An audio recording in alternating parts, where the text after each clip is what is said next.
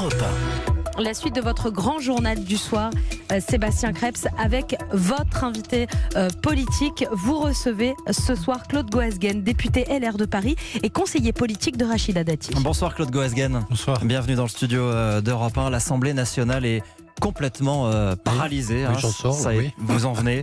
À ce rythme, il faudrait plus de 600 heures pour étudier les 65 articles de la réforme des retraites. Est-ce que vous approuvez la méthode menée par la France Insoumise pour bloquer les débats? Non, franchement, non. Je trouve que c'est une erreur. Jusque-là, l'Assemblée nationale avait une image qui était à peu près ménagée dans ce grand chambardement qu'a été la discussion sur les retraites. Et là, on est en train de perdre un peu notre crédibilité avec des amendements qui se succèdent. On voit bien que les partis de gauche, disons, sont tout à fait décidés à empêcher le vote de la loi. Nous sommes hostiles à la loi, mais pour autant, nous ne jouerons pas cette carte qui consiste à paralyser le travail du Parlement. Comment on en sort ? Je crois qu'on va en sortir très mal, parce que tout ça va se terminer par un 49-3. Je ne vois pas très bien... Une adoption sans vote.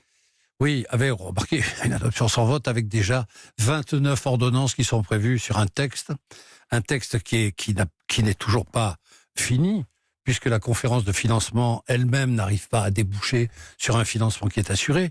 Je trouve que vraiment c'est une cacophonie épouvantable, c'est un ratage épouvantable, et c'est vraiment très mauvais, quoi. Alors, écoutez, on a tous besoin d'une réforme des retraites, mais à ce point-là, on ne sait même pas du tout quelles sont les retraites de chacun d'entre nous. Je suppose que vous avez après tout, ça ne vous choquerait pas que le gouvernement puisse recourir Si, ça me choquerait au beaucoup. Parce que dans cette situation, il n'y a pas d'autre issue, c'est ce que vous dites ce soir. Écoutez, ou alors il repousse avec un changement de procédure qui est du temps partagé. C'est une procédure qui aurait pu d'ailleurs en sortir. Non, nous n'avons jamais intérêt à ce qu'il y ait un 49-3 sur une décision de ce genre. Mais qu'est-ce que vous voulez, quand vous avez un empêchement de ce genre, il faut bien tout prévoir. Qui est responsable de cette situation ? Je crois que la loi est mal foutue, elle a été mal négociée, elle a été mal préparée, elle a rencontré des adversaires. Moi-même, d'ailleurs, cette loi qui est très compliquée, au plus je la lis, au plus je me dis, elle est imparfaite, quoi. C'est une loi où on n'est pas du tout sûr que les retraites vont augmenter. On n'est pas du tout sûr qu'elle sera universelle. On n'est pas sûr du tout de la valeur dont le point sera qualifié. On n'est pas sûr du tout que les classes moyennes s'en sortiront, parce que c'est elles qui vont payer une fois de plus. Je dois dire qu'on découvre des erreurs supplémentaires. Si tout cela avait été plus clair, est-ce que la France Insoumise n'aurait pas opté pour la même stratégie ? Oui, sûrement, mais enfin... Oui, sûrement, certainement. Il y avait un malaise social. Tout ça a démarré avec une mauvaise appréhension du sujet, avec les difficultés des premiers qui s'en sont occupés. Enfin, tout ça, c'est une cacophonie épouvantable. Et c'est pas bon du tout pour le pays. Vous n'êtes pas pour autant favorable à un abandon total de la réforme. Il faut faire cette réforme. C'est pas être pour ou contre, c'est qu'il faut une réforme parce que financièrement, il faut équilibrer les retraites. Je crois qu'ils ont voulu trop en faire, ils ont voulu en faire une espèce de contrat social supplémentaire, un peu dans le style du parti de gauche, d'ailleurs, à l'origine, et ça foire, quoi. Ça foire parce que c'est d'une complexité énorme. Vous vous rendez compte qu'il s'agit de 350 milliards, c'est pas rien, quoi. Sur une situation... Il faut se donner plus de temps ? Non, je pense qu'il fallait être plus simple, quoi. Il fallait d'abord s'occuper des finances. Parce que c'est une affaire sur laquelle, si c'est pas financé, on ne pourra rien faire. Donc ils ont voulu l'aborder par le biais social, en faisant des promesses sur la pénibilité qui sont d'ailleurs très difficiles à tenir. Et puis évidemment, au bout d'un moment, ça a dérapé, quoi. C'est-à-dire que les syndicats ne sont pas d'accord, personne n'est d'accord là-dedans. Et puis alors surtout, personne ne comprend rien. C'est quand même extraordinaire. Même les députés. Même les députés. Mais tout le monde, personne ne comprend rien. Bon. Eh bien, écoutez, on verra comment les choses tournent dans les jours qui viennent. Parlons de Paris, puisque vous êtes conseiller politique de Rachida Dati, qu'on a vu pour la première fois en tête dans un sondage cette semaine. Alors cela dit, les sondages sont contradictoires. C'était un sondage dans le Figaro. Ça fluctue. Un autre la met à la deuxième place derrière Anne Hidalgo, mais au coude à coude avec Agnès Buzyn. Quoi qu'il arrive, ce qu'on voit, c'est que c'est serré et c'est que Rachida Dati a progressé dans les intentions de vote ces derniers mois. Qu'est-ce qui s'est passé ? Comment vous l'expliquez ? C'est une percée inattendue. C'est le moins qu'on puisse dire. On n'était pas très optimiste lorsqu'on est parti en bataille avec elle. C'était la seule candidate d'ailleurs des Républicains. On n'était pas très enthousiaste au début. Elle a fait une campagne, objectivement, elle a fait une campagne exceptionnelle, quoi. Je vous assure, moi, j'ai pas toujours été très, très lié à Rachida Dati. On a même eu des mots très difficiles quand elle était garde des Sceaux. Mais je suis bluffé. Qu'est-ce qui a joué? Qu'est-ce qui fait que d'un seul coup, elle reprend la lumière? Elle a un talent fou, et puis je trouve qu'elle a donné à cette campagne un bon sens qui était en train d'échapper aux Parisiens. Elle a dit les choses, quoi. Paris est sale, Paris n'est pas assez sécurisé, il y a des défauts de gestion considérables, la dette augmente, alors on nous fait des grands projets, à mettre des forêts, je ne sais plus où, à l'Alma, partout, tout ce que vous voulez. Tout ça, c'est au fond une critique de cette espèce d'idéologie de la course de vitesse entre Madame Hidalgo et les Verts, quoi. Est-ce que l'arrivée d'Agnès Buzyn, depuis même pas une semaine, est-ce que ça change la donne? Est-ce que ça rebat les cartes à Paris? Écoutez, moi je crois pas. En tout cas, je l'espère pas. Mais je trouve que le gouvernement, comme d'habitude, a fait une erreur, quoi. Madame Buzyn a été désignée sur le perron de l'Élysée. Et on sait très bien que quand on est désigné à Paris sur le perron de l'Élysée, c'est pas porteur. Chirac Dordanon. Ça, c'est pas nouveau. Tout le gouvernement. En même temps, le parti majoritaire. Non, c'est la première fois quand même que c'est le président qui désigne. Et puis, tout le gouvernement débarque à Paris, quoi. On a envie de sauver la situation. Sauver la situation n'est pas abattre Madame Hidalgo. C'est clair, c'est sauver une situation que M. Griveaux, par ses maladresses et ses erreurs successives, ont déjà largement entamée.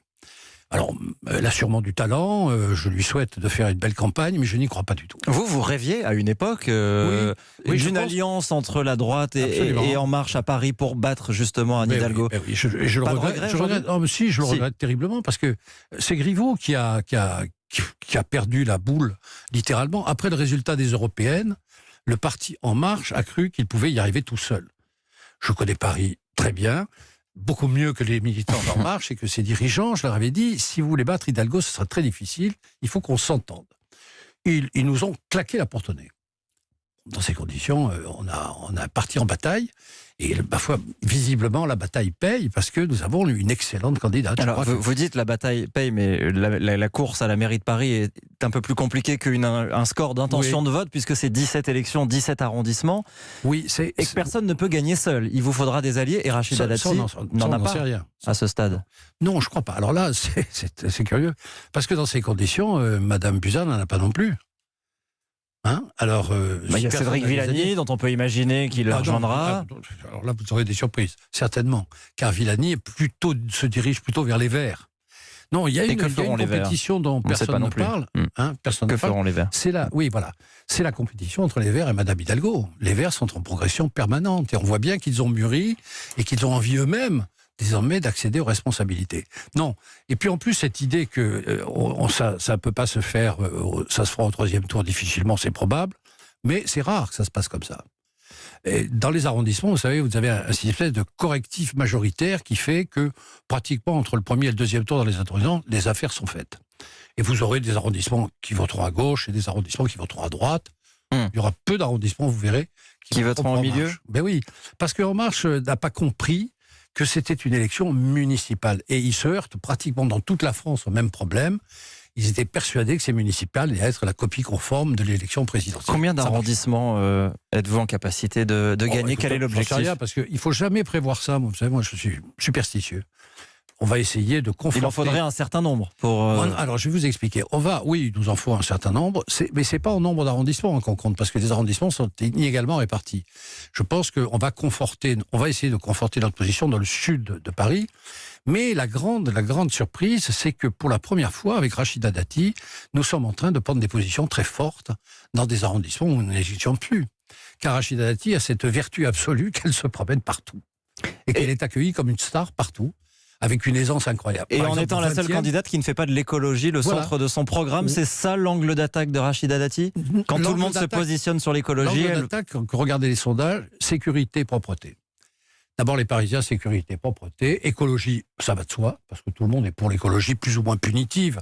Mobilité, ça va de soi, mais d'abord faire le b.a.-ba, quoi. Ce qu'elle a dit au fond, c'est ce que nous pensons tous. Cette ville n'est pas gérée, quoi. C'est une ville qui est sale. C'est une ville où on ne se sent pas en sécurité. La délinquance explose. Et ça, ce sont des choses que les Parisiens ne comprennent pas. Avec les moyens qu'on a, la propreté, 500 millions par an, la propreté à Paris. 500 millions par an. La voiture et la pollution. Bien sûr, mais oui, la pollution. Vous avez bataillé quand même pendant des années contre la piétonisation des voies sur berge. Aujourd'hui, il n'est plus question de revenir en arrière. Il faut, là encore, Rachida Dati a beaucoup de bon sens. Moi, je n'ai jamais été emballé par cette espèce de décision autoritaire de Madame Hidalgo qui ne prend contact avec personne, qui décide toute seule, 60%, on ne sait pas où, etc. Je crois qu'il va falloir revoir il ne s'agit pas de remettre la voiture partout, mais il va falloir un peu analyser avec bon sens, c'est-à-dire avoir une logique qui ne soit pas forcément une logique idéologique. Il y a des choses qu'on fera sûrement. Est-ce qu'il faut que toutes les voies soient piétonnées ? Pas forcément. Est-ce qu'il ne faut pas revoir tout le problème des pistes cyclables au lieu de mettre des petits morceaux qui s'ajoutent plus ou moins bien ?